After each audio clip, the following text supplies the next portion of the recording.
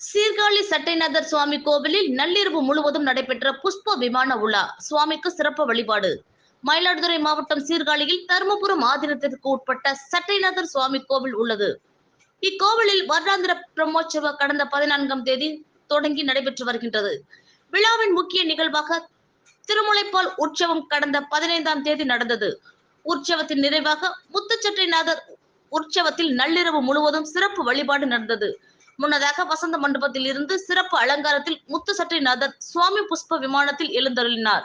தொடர்ந்து தருமபுரம் ஆதீனம் 27வது குருமகா சன்னிதானம் ஸ்ரீ மாசிலாமணி தேசிக ஞான சம்பந்த பரமாச்சாரியார் சுவாமிகள் முன்னிலையில் சிறப்பு நாதஸ்வர இன்னிசை கச்சேரியுடன் சுவாமி புறப்பாடு நடந்தது. கோவில் பிரகாரம் முழுவதுமாக உலா வந்து மீண்டும் யதாஸ்தானம் எழுந்தருளி சகஸ்கர நாம அர்ச்சனையும் புஷ்பாஞ்சலியும் மகா தீபாராதனையும் நடந்தது. முன்னதாக பலிபீடத்திற்கு சிறப்பு அபிஷேகம் தீபாராதனை நடந்தது. அதன் தொடர்ச்சியாக முத்துச்சட்டைநாதர் சுவாமிக்கு பட்டு சாத்தி தீபாராதனையும், பின்னர் மலை மீது அருள் பாலிக்கும் சட்டைநாதர் சுவாமிக்கு தீபாராதனையும் நடந்தது.